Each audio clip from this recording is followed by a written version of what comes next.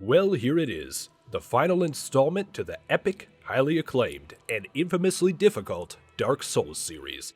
So, with all of the hype surrounding this title, and director Hidetaka Miyazaki back at the helm after directing Bloodborne, can this game create magic once more, or will the Great Flame finally die out?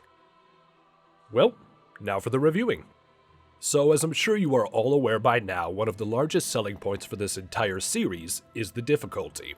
Now, when I reviewed Dark Souls 2, I felt that while that game was quite difficult, I never really felt that it was unfair. Well, this time around, the difficulty curve is rather gradual, which will give a fair chance to those not overly familiar with the series. I found that there are very few occasions in which you will need to contend with environmental hazards, as the majority of the challenge is presented by the quality and quantity of the enemies. In fact, there are so many unique enemy types in the game that you will almost constantly need to be on your toes every time you enter a new area. Even the bosses are wonderfully put together. No single boss has the same weakness, and they all change up their attack patterns around halfway through the fights. In fact, most of the time you can become accustomed to their attacks and weaknesses by paying close attention to the enemies leading up to their lairs. As for the gameplay as a whole, there are a few new additions to keep in mind. Firstly, there is the matter of embers. As you defeat bosses, help another player defeat a boss, or find embers lying around, you can become kindled. Doing so will increase your HP by roughly 30% until death. This also allows you to be able to summon phantoms or other players to aid you in combat.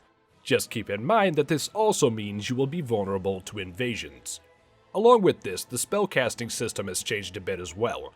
Now, instead of having a limited number of spells and solely relying on your stamina to cast them, there is a focus meter, similar to the magic meter from Demon Souls. This also gives you access to the Ashen Estus Flask, which can be used to replenish your focus points, thus allowing you to cast as many spells as you can before running out. But what is probably my favorite change made to this game is really the feeling of direction. Now, I'm not saying that I need games to spell out what I'm supposed to be doing or where I need to go at all times. However, there were instances while playing Dark Souls 2 in which I honestly had no clue where I was even supposed to be going. And it didn't help that you essentially had to spiderweb your way across the kingdom. While this game does have alternate routes and a few hidden bosses, the path that you travel is very linear and makes for more time fighting enemies and exploring, rather than having to seek out walkthroughs to progress. All in all, this game truly does have an excellent balance when it comes to the challenge, and thanks to the enemy scaling in New Game Plus, this is one title that I could see myself completing time and time again.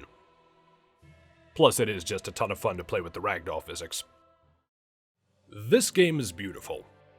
As you embark on this journey, you will see intricately designed armors, elegant weapons, wonderfully designed enemies, and by far some of the most gorgeous environments in the entire Dark Souls series. Although to be fair, there are a few familiar locations. I was amazed by just how many unique enemy types that can be found, ranging from giant enemy crabs, to the familiar demons, and even a giant, not a snake, not yet a dragon. While you are traversing through a dying kingdom, each area is uniquely designed and showcases the former beauty. It's a bit hard to explain, but despite the decay, I never really felt the bleak feeling from previous titles. It's almost as though the environments are mirroring the series as a whole, as you get to see the graceful conclusion to a once powerful kingdom. Like previous Dark Souls games, you will only really hear the soundtrack during cutscenes or boss battles.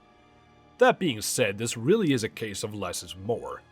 Each boss theme really sets the mood and greatly reflects the theme of the boss in question, ranging from epic choirs chanting to somber violins and pianos.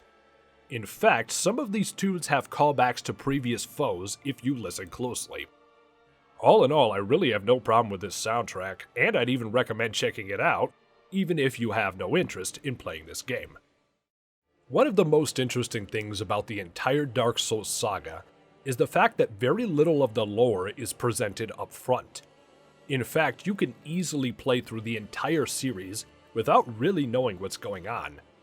and by doing so, you could easily just enjoy the gameplay in and of itself.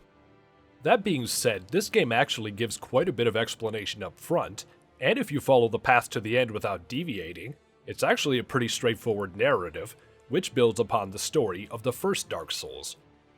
That being said, much like most of the series, there is quite a bit of plot that can be discovered throughout the game. Most of this plot in particular can be found by reading the descriptions of various weapons, armor, and spells. Now you may wonder why this is the case. Well, I look at it this way. In these games you are traversing through an ancient kingdom, most of which are either in danger of dying out, or outright dead. So, as a random undead that has recently been awakened after being dead for who knows how long, you may not exactly know what's going on. So basically, the story of this game is told through archaeology.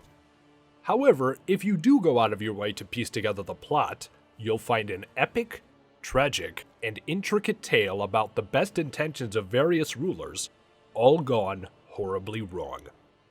In fact, there may even be an underlying plot regarding multiple timelines or even multiple realities, all of which could lead to an explanation of how Demon Souls, Dark Souls, and Bloodborne all connect with each other. But that's purely speculation on my part. So as you've probably guessed, I do highly recommend checking out this epic conclusion to the masterfully created Dark Souls saga. However, unlike my review of Dark Souls 2, I would actually recommend this game even to people who aren't looking for a challenge. This is honestly one of those games that is so good it transcends its own fan base, and can easily be enjoyed by any gamer who has any interest in this game whatsoever.